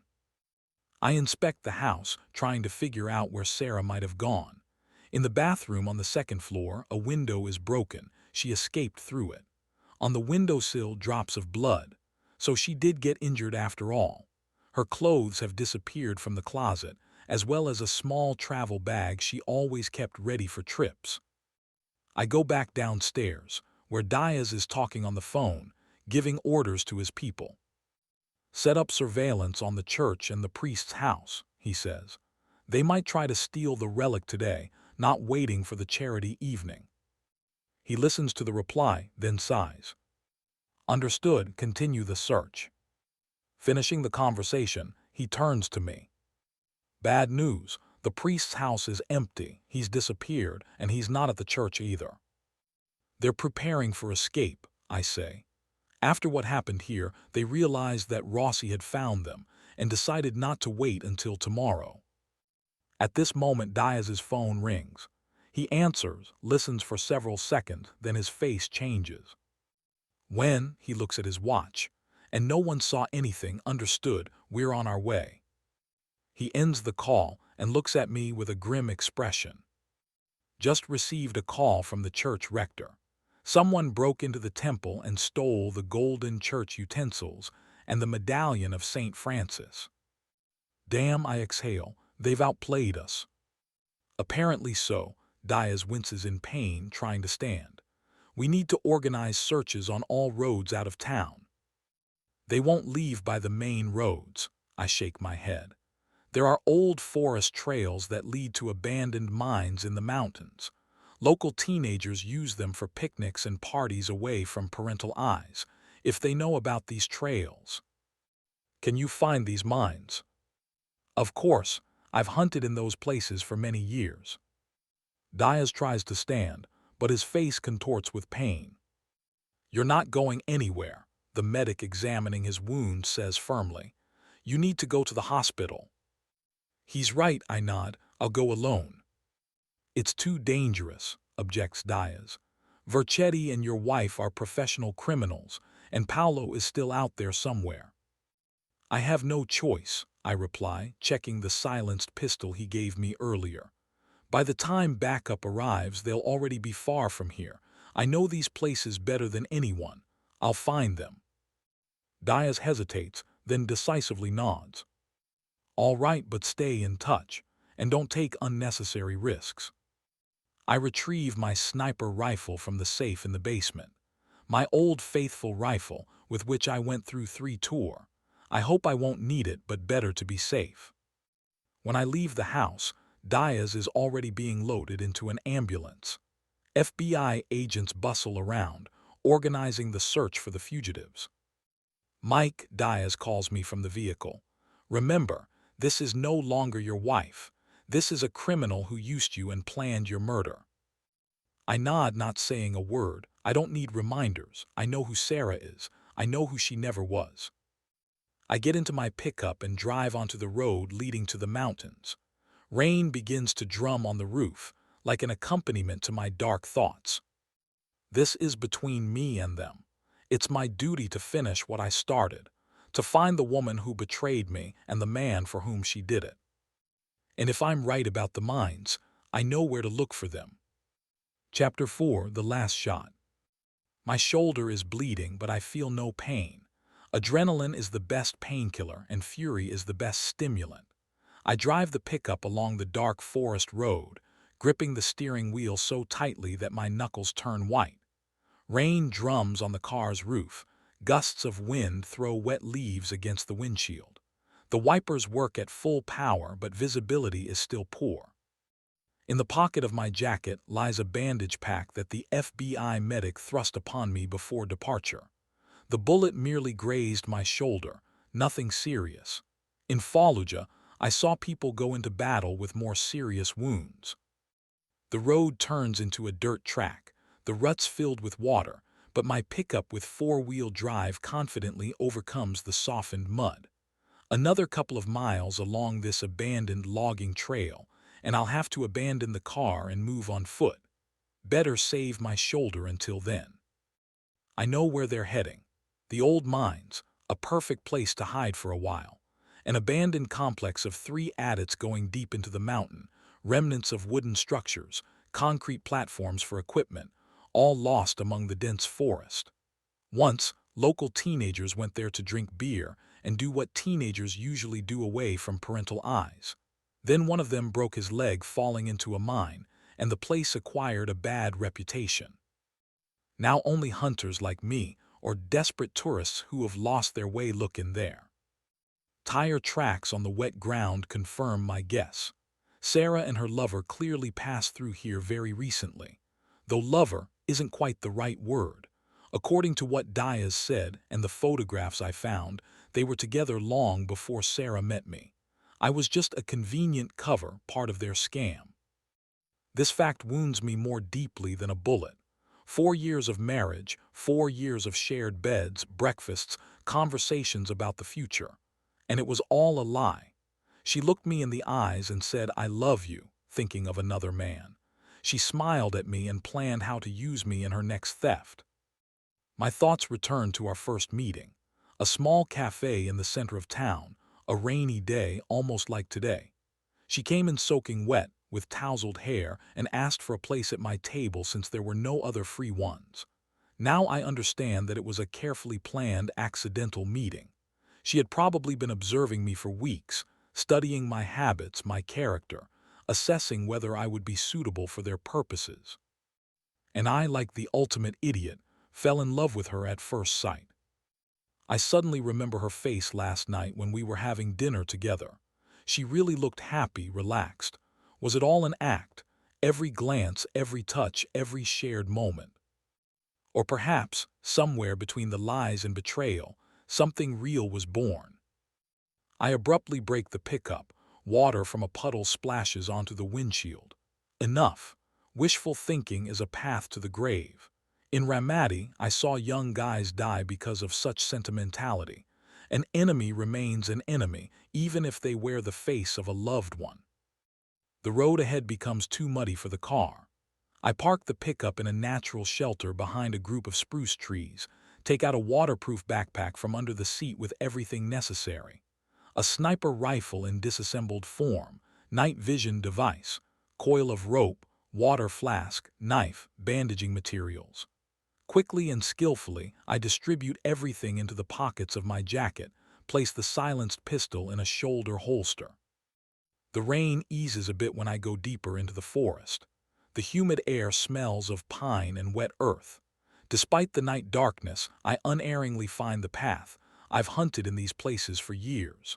How many nights have I spent in these forests, alone, fighting the demons of war? How many times have I looked for a deer in my scope, only to see a running Iraqi insurgent? After 40 minutes of quick but cautious movement, I see the first signs of the abandoned mining complex. Rusty rails, barely discernible in the grass. Remains of a stone foundation of some building. A rotting wooden sign with faded letters. And here's what I was looking for, the gleam of metal among the trees. A blue sedan parked in a crevice between rocks. Not their car, I've never seen it before. Apparently borrowed from somewhere along the way. I quickly assemble the sniper rifle, attach the night vision scope. Then I take binoculars from my backpack and survey the area. Silence, only the patter of raindrops on leaves and a distant owl's cry. They're somewhere here.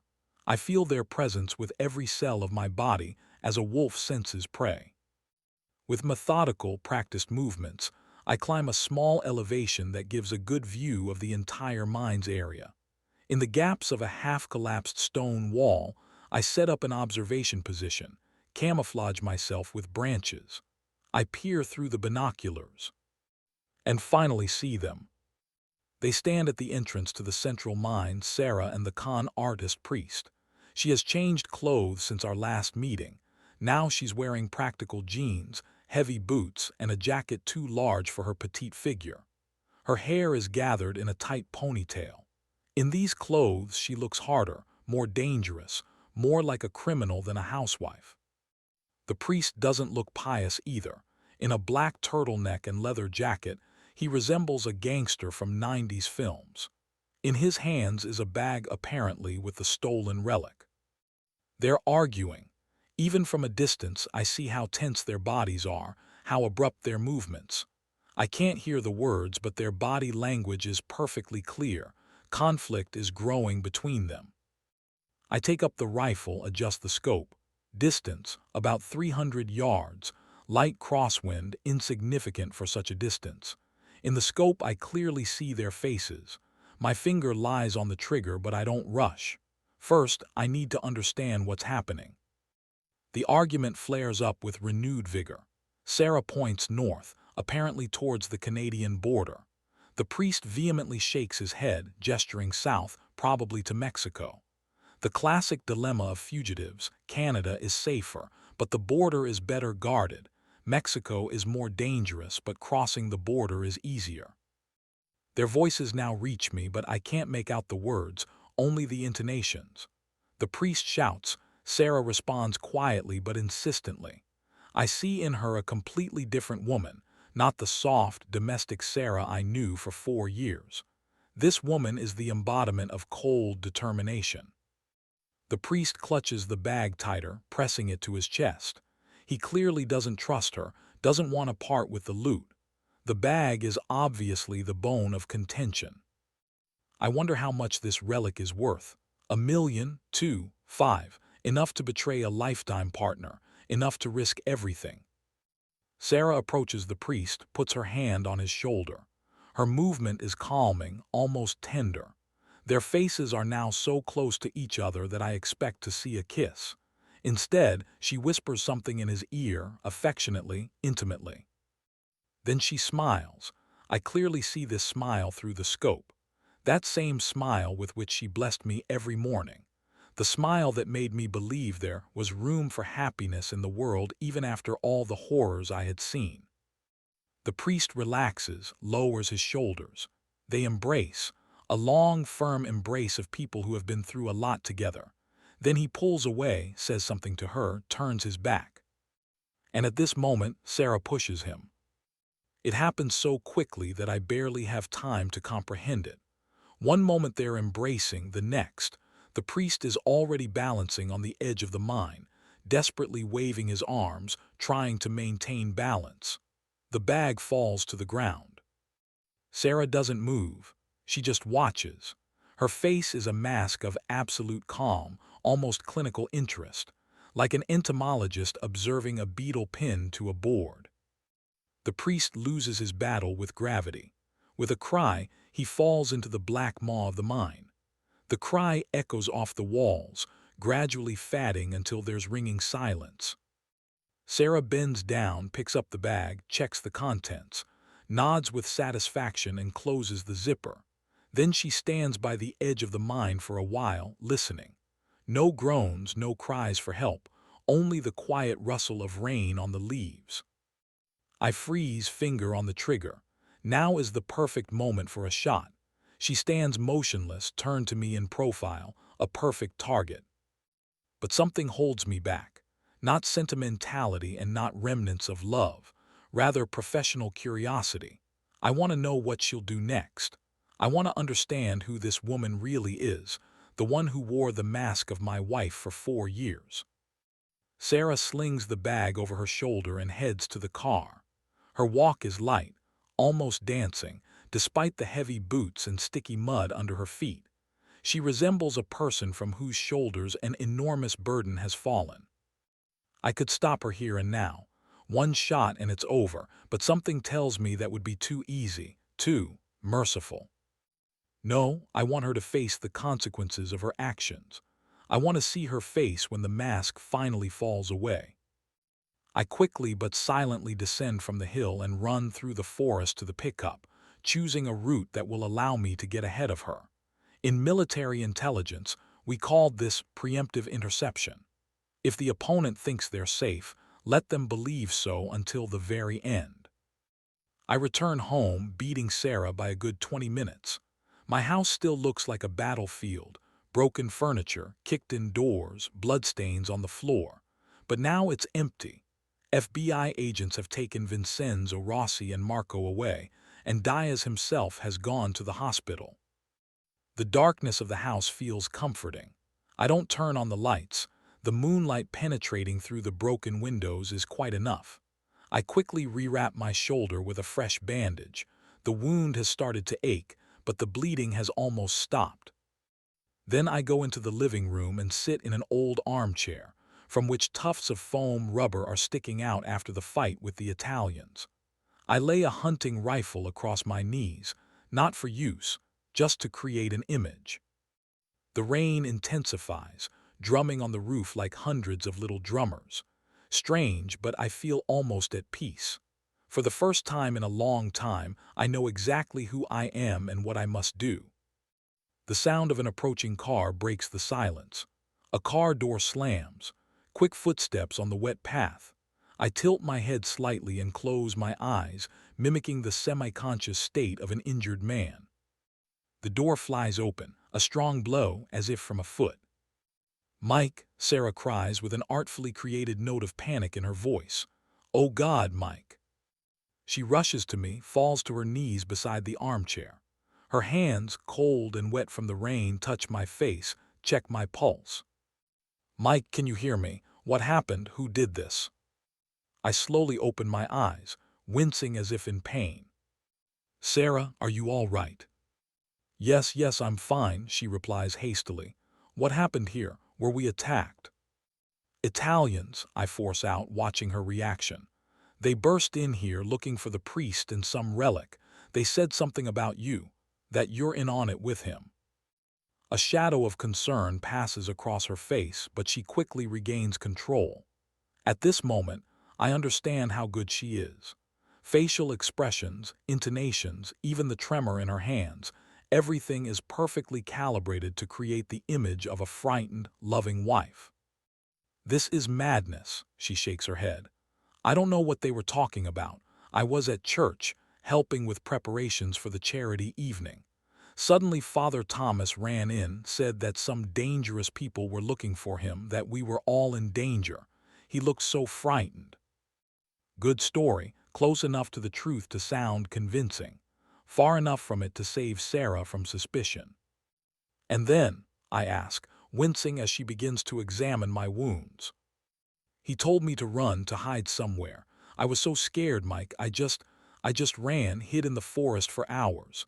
Then when I decided the danger had passed, I returned home and found this." She gestures around the demolished room. "Oh God, Mike, I thought they killed you." Her eyes fill with tears, real tears. How does she do it? Is there a special technique for summoning tears on command? Or perhaps she really does feel something for me, at least a drop of sincerity in a sea of lies. "The FBI took them away," I say. "Agent Diaz." "FBI?" Her eyebrows shoot up in perfectly acted surprise. "What do they want here?" "They were hunting for con artists who rob churches. Looks like our new priest isn't exactly who he claims to be." Sarah shakes her head, her face, the personification of shock and disbelief. "I can't believe it. He seemed so sincere, so pious."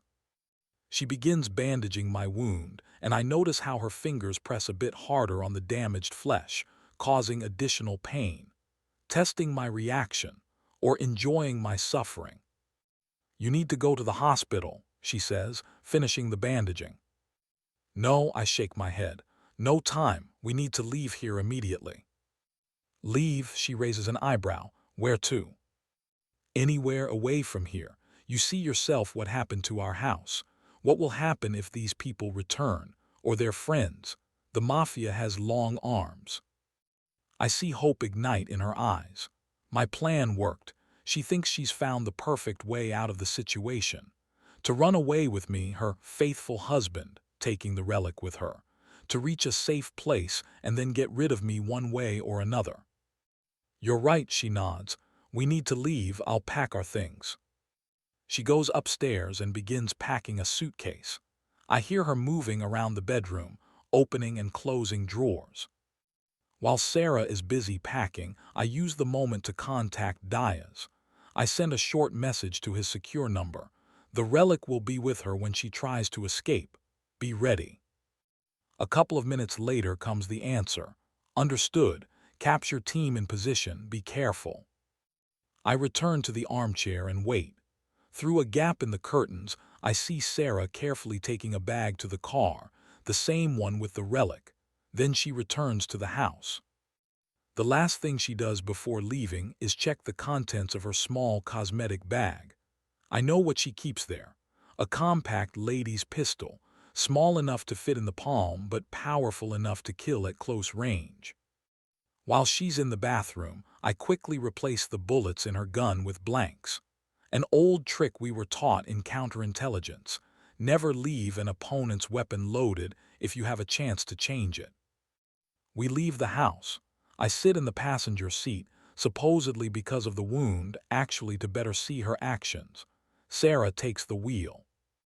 The car starts, taking us away from the ruined house that was never a real home, just a set for a long play called Our Marriage. We drive in silence. The rain has almost stopped. Moonlight silvers the puddles on the road. Sarah drives the car confidently, like someone accustomed to night chases and escapes. I wonder how many times she's done this before. How many men before me believed they had found a life partner in her, only to wake up one day with an empty half of the bed and a depleted bank account. We exit onto the mountain road along which I was recently pursuing her and the priest. There are no cars here at this hour, a perfect place for what is about to happen. "Where are we heading?" I ask to break the silence. "To the coast," she replies. "I have a friend who can give us shelter for a while, then we'll decide what to do next." Friend, probably another man she plans to use, or perhaps a buyer of stolen religious relics. Sounds reasonable, I nod, and then after a pause add, "Eleonora." The car swerved slightly, but Sarah quickly regained control. Her eyes are still on the road, but her body has tensed, like a cat before pouncing. "What did you say?" "I called you by your real name, Eleonora Vinci," I calmly reply. "Or do you prefer Annie? That's what Antonio called you, isn't it?" She is silent for several seconds, then abruptly breaks. The car stops in the middle of the deserted road. Around us, dark forest; above us, a starry sky gradually clearing of clouds. "How do you know?" Her voice sounds different, lower, harder, without the pretended softness I was used to. "I know everything," I reply, turning to her. "About you and Antonio, about your thefts from churches, about the relic you stole from Rossi 5 years ago and decided to steal again, about all your plans, and about how you pushed him into the mine a couple of hours ago." Her face changes, the mask finally falls away. Before me is no longer Sarah, the loving wife and pious parishioner. Before me is Eleonora, a cold, calculating criminal. "And what are you going to do with this knowledge?" she asks, unbuckling her seatbelt and turning to me with her whole body. "For starters, learn the truth," I say. "At least once in my life hear the truth from you." She smirks, a bitter smirk of a person cornered. "The truth? You really think you can handle it?" "Try me." Eleonora leans back in her seat, assessing the situation. I see how her mind works, calculating options. "All right," she finally says. "The truth is that I never loved you, Mike. You were just a cover. Convenient, predictable, stable cover. A war veteran with post-traumatic syndrome who so craved a home and family that he was ready to believe anything, just to not be alone." Her words wound me, but I don't show it. I won't give her that satisfaction. "Go on," I say in a neutral tone. "What else do you want to hear?" She shrugs. "That every time we made love, I imagined Antonio. That every touch of yours made me inwardly shudder. That all these years I counted the days until the moment when I could finally get rid of you." "And Antonio," I ask, "did you love him?" For a moment something flashes in her eyes. Genuine pain, sadness, longing. 12 years, she says quietly. "We were together for 12 years, since I was 20. He found me on the street, a hungry, desperate girl ready to do anything for a piece of bread. He taught me everything I know. How to change identity, how to gain trust, how to play a role, how to survive in this world." "And you thanked him by pushing him into a mine." She doesn't deny it, doesn't justify herself. Just looks at me with the same assessing gaze. "I was going to do the same to you," she says after a pause. "Not today. In a month or two, when everything calms down. An accident during hunting or fishing. Or maybe suicide, a veteran with PTSD who cares. No one would have even thought twice." "And the medallion?" I ask. "Is it worth it? Worth the life of a man you supposedly loved for 12 years? She smirks. "You don't even realize how much it's worth. 15 million minimum, maybe 20. With the right buyer, even more. Enough to disappear forever. Start a new life somewhere on the islands where no one has ever heard the name Eleonora Vinci. Or Mike Donnelly. Yes, she nods. Or Mike Donnelly. In her eyes, I see determination. She's made a decision. Her hand slowly slides toward her purse. You know, she says, feeling for the gun, I really didn't want it to end this way. Part of me hoped we could make it to the coast before I had to take measures, but apparently fate decided otherwise. Eleonora pulls out the gun and points it at my chest. Her hand doesn't tremble. Her eyes are cold and focused. I'm sorry, Mike, she says. Nothing personal, just business. Her finger rests on the trigger, and I almost admire how professionally she does it. No theatrics, no extraneous movements. Just a clear, measured action of a person for whom violence is part of the job. Click, the gun misfires. She frowns, presses the trigger again. Click and again, click. I replaced the bullets when you were taking a shower, I say, not moving from my spot. Sniper habit, always check the weapon. Her face contorts with fury. She lunges at me, trying to hit me in the head with the gun. I easily block the blow and grab her. Her face contorts with fury. She lunges at me, trying to hit me in the head with the gun. I easily block the blow and grab her wrist. Enough, Eleonora, it's over. Nothing is over, she hisses, trying to break free. You think I can't handle you? I pushed a man into a shaft who was a head taller than you and twice as heavy. He turned his back to you, I reply. I won't do that. We struggle for several seconds, but our efforts are futile. Years of military training give me an advantage, despite the wound in my shoulder. Eventually, she gives up, falling back into her seat. What now? She asks, breathing heavily. Will you shoot me, avenge your violated honor, or maybe take me to the police like a law-abiding citizen? Neither, I answer, and at that moment bright spotlights flash around the car. FBI agents appear as if from nowhere, surrounding the car from all sides. Their weapons are aimed at us, but I know there's only one target. Eleonora freezes, assessing the situation, then slowly raises her hands. You set me up, she says, and I hear something like respect in her voice. Well done, Mike, I underestimated you. Many make that mistake, I reply, opening the car door and stepping out with my hands up so the agents don't mistake me for a target. Diaz, with his bandaged shoulder, steps forward. Eleonora Vinci, you are under arrest on charges of theft, fraud, conspiracy to commit crime, and the murder of Antonio Vercetti. Agents open the driver's side door and pull Eleonora out. She doesn't resist when they put handcuffs on her. Her gaze is on me, and in it is a strange mixture of emotions: anger, respect, regret. There's a bag with the relic in the trunk, I tell Diaz. The medallion of St. Francis and church utensils. He nods and gives the order to check the trunk. Eleonora is led to one of the FBI cars. Passing by me, she stops. Antonio and I loved each other from day one, she says quietly. You were just a convenient tool. You never really knew me. I look into her eyes, the eyes of a woman I considered my wife for 4 years, whom, despite everything, I loved. I know you well enough, I reply, more than I'd like to. They take her away and I remain alone in the middle of the road, surrounded by FBI agents and the flashing lights of their cars. A feeling of emptiness washes over me like a wave. It's over. My life with Sarah, which never existed. My illusion of home and family. My last attempt to be normal. Diaz approaches me, holding the bag with the relic. We found Vercetti's body in the mine, he says. Dead as expected. Broke his neck in the fall. I nod, unable to squeeze out a word. The medallion will be returned to the Vatican, Diaz continues. Its real historical value is immeasurable. And what will happen to her? I ask, nodding toward the car taking Eleonora away. A long sentence, Diaz replies.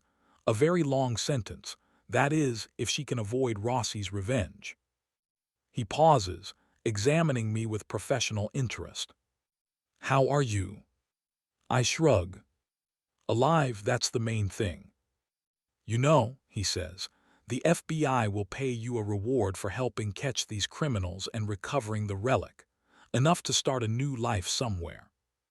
I don't need a reward, I shake my head, but there is something you can do for me. What's that? Help me get a job in your organized crime unit. Diaz raises an eyebrow. Are you sure it's not the most peaceful life? Did I ever look for a peaceful life? I smirk. I've discovered that I'm really good at identifying fake priests and even better at recognizing fake love. He looks at me with a long, assessing gaze, then extends his hand. Welcome to the team, Donnelly. The church in the new city is no different from hundreds of other American churches. A white building with a simple spire, stained glass windows, wooden benches. I sit in the last row, away from the parishioners who are dispersing after Sunday service. 3 months have passed since I last saw Eleonora/Sarah. 3 months of a new life, new job, new goals. The FBI doesn't rush with bureaucratic formalities, but Diaz keeps his word. I've already participated in 2 operations as a consultant. My house in Castle Rock is sold. The range, too. Too many memories, too many ghosts of a life that never existed. Now I live in a small apartment in Portland, 15 minutes from the FBI office. Minimum furniture, minimum personal belongings, but it's honest. It's real. When the church is almost empty, I approach the altar and light a candle. Not out of religious conviction, more out of respect for tradition. After all, I'll be working with many religious artifacts in my new position. I need to know the rules of the game. Who are you praying for, my son? Asks an elderly priest who has quietly approached from behind. He has a kind face and eyes that have seen too much human suffering to judge anyone. A real priest, not pretending. For myself, Father, I reply, looking at the flickering flame of the candle. To learn to believe again. He nods understandingly, not demanding explanations. That's the beauty of true servants of God. They know how to listen to silence. Faith doesn't come all at once, he says. Sometimes it takes years of trials before we learn to trust again. But remember, having a broken heart means that once you had a heart capable of loving, and that is a gift. I look at the old man, his wrinkled face, kind eyes, work-worn hands, and think about how many confessions he has heard during his long life, how many sins he has absolved, how much pain he has eased. Thank you, Father, I say, and for the first time in a long time these words sound sincere. Leaving the church, I stop at the doors and look back. Inside, silence, peace, and order which is so lacking in my life. Outside, a noisy, chaotic world full of deception and dangers. My world. The phone vibrates in my pocket. A message from Diaz. New case. Icon theft in Boston. Looks like a familiar pattern.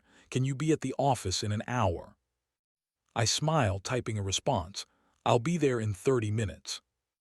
Walking down the steps, I feel a strange peace. My life with Sarah was a lie from beginning to end, but the pain I experienced was real, and the lessons I learned are also real. Maybe the priest is right. Maybe the ability to love, despite all betrayals, is the real gift.